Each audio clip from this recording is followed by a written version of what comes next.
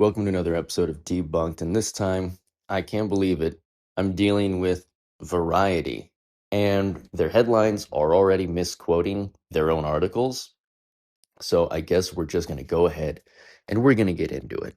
So, it opens up with Ben Affleck joined GQ magazine for a new cover story, and that's true.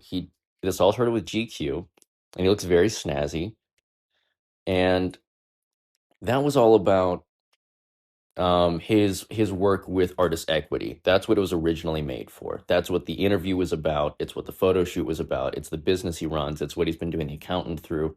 It's a really cool business. You should look more into it, the way that it treats the cast and crew with financial incentives instead of just rolling it all upwards towards like a Jeff Bezos or a David Zaslav. It's very cool.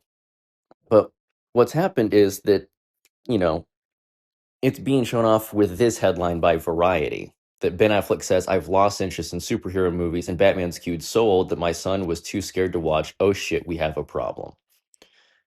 That's how we got from, that's how far we got from the original point, right? Of, hey, I founded Artist Equity with Matt Damon and I want to talk to you about the business and why I think this is good for artists. Let's go ahead and let's look at Variety's repackaging of that snippet because, of course, Zach Sharf here only cared about this. He says Ben Affleck joined GQ magazine for a new cover story where he continued to reflect on what went wrong with his run as Batman in Zack Snyder's DC universe. Pause right there. Already, it wasn't Zack's DC universe, and what went wrong was that it diverged from Zack's plans. So they're already trying to pin 9 years. I'm going to put the DVD cases up here for people who want to pretend like they're too stupid to understand the difference now. Because for 8, 9 years or so, it was, haha, Snyderverse dead. Real DC EU fans are eating good. And now they're pretending there was never a difference. The Oscar winner debuted as the Dark Knight in 2016 Batman v Superman, Dawn of Justice, reprises role in films such as Justice League and The Flash. Won't even mention Zack Snyder's Justice League, by the way. So it's weird because they're saying Zack Snyder's DC universe, but they're not talking about Zack's version. He told the Los Angeles Times in 2022 that playing Batman was awful and the worst experience. Yeah, I actually covered that in my first book, Rebooted. He's talking about the reshoots with Joss Whedon and the way the studio was pressuring him during a divorce, and the way that they were basically trying to wedge him out the second that Joss Whedon showed up, and it was clear that with Zach leaving, they were doing a whole regime change. So this is once again incorrect. We're one paragraph in, and everything is being skewed and misrepresented. So I'm going to go just debunking all of this already, debunked like 5 different things.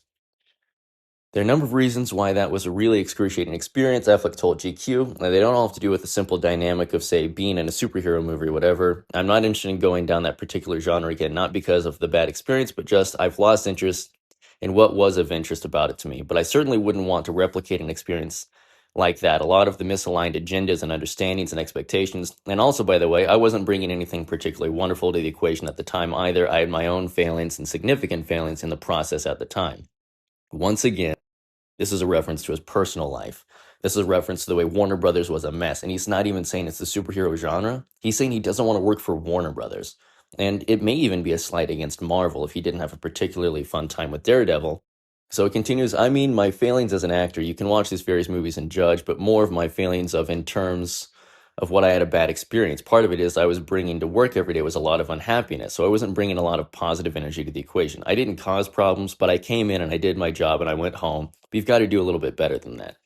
I would argue that Batman is the one character you could be a grumpy actor on. While the actor had good moments on set and liked his approach to Batman as a sort of older, broken, damaged Bruce Wayne, the clash started to brew over his Dark Knight and the larger DC universe being too adult. That right there is editorializing. It was never too adult. It wasn't. It was just adapting very popular comic books that happened to be written by people who were hoping that adults would show up because those are the people with disposable income, not children. That's just a fact. This is the snippet that they misquoted. What happened was it started to skew too old for a big part of the audience. Like, even my own son at the time was too scared to watch the movie. And so when I was like, oh shit, we have a problem. And I think that's when he had a filmmaker that wanted to continue down that road, studio that wanted to recapture all the younger audiences at cross purposes.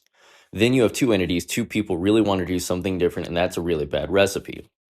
And so what he's saying is, I liked what I was doing. Warner Brothers had a different plan, and they were never going to let me do what I wanted to do. And as he said earlier, he fell out of love of the process of trying to do this, not as a genre, but in the environment. Warner Brothers is the problem. So if Warner Brothers ceased to be the owner of this, or if Disney ceased to be the owner of Daredevil, I'm sure you could convince him to put on a pair of sweatpants and a hoodie and a black bandana over his head and Frank Miller it up for a cameo in Secret Wars or whatever. But, if we're looking at this whole thing, the original GQ article, do you have a coherent thought or postmortem on your time with the Batman character? I had a really good time. Notice that they didn't put that in the Variety repackaging of this article.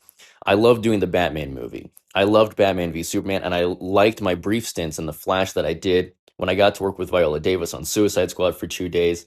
In terms of creativity, I really think that I like the idea and the ambition that I had for it, which was the sort of older, broken, damaged Bruce Wayne, which you notice there was a little bit of that quote, but only in the broken and damaged because it has a negative context when removed from the fact that it's a Frank Miller adaptation and that Ben is heaping praise on it. And it was something we really went for in the first movie. But what happened is it started to skew too old for a big part of the audience. Like even my own son at the time was too scared to watch the movie. And so when I was like, oh shit, we have a problem, then I think that's when you have a filmmaker that wanted to continue down the road and a studio that wanted to recapture all the younger audience at cross purposes. Then you have two entities, two people really wanting to do something different, and that is a really bad recipe. So once again, the issue didn't come from getting to make the art. It was based around the fact that the studio said, "No, we're trying to make movies for children, and we're going to force you to change your recipe mid cooking experience." So, Variety, you sad sack of bullshit. You're debunked again. And the fact that they would take something about artist equity, a very ethical way to make movies, and turn it into a jab against the guy who, in the original article and even in their repackaging, says that it wasn't the genre that turned him off. It wasn't wearing a superhero suit. It was that he was going through a divorce and that the studio treated him like crap and that they were at odds with his directors and the original intent that he was hired to do, which was the older Batman, was the grizzled Frank Miller Batman.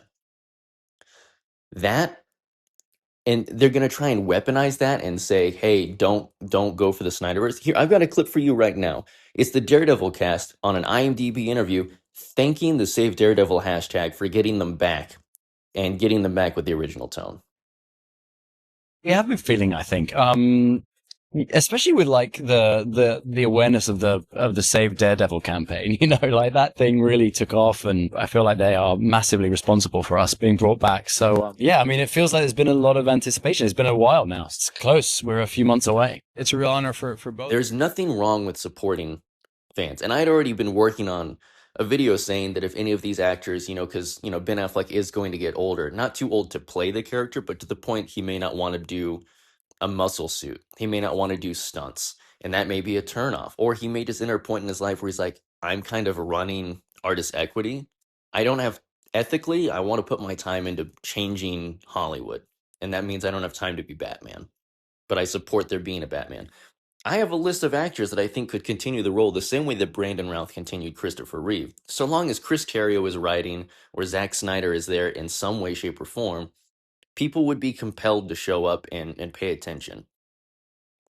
And that is kind of the bonus of hiring 42-year-old Ben Affleck in 2014 to play 55-year-old Batman, is that he's only getting closer to the age of the character he was playing in BVS, which was set in 2016.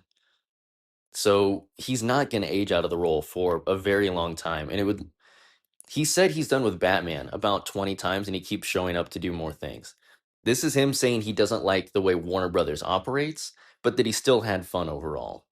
That's not him saying he's done with the genre. It's saying he's more focused on running artist equity, which is a very good thing to dedicate your life to, than going back and trying to work out a work relationship with a studio that's more famous for abuse scandals than blockbuster hits these days.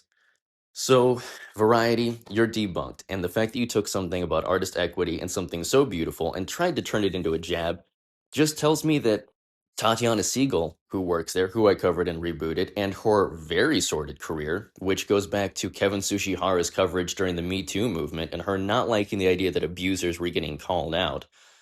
It just shows that she still got her fingers in all the wrong pies over there. And that, as we all know, you can't believe everything you read, son. Debunked.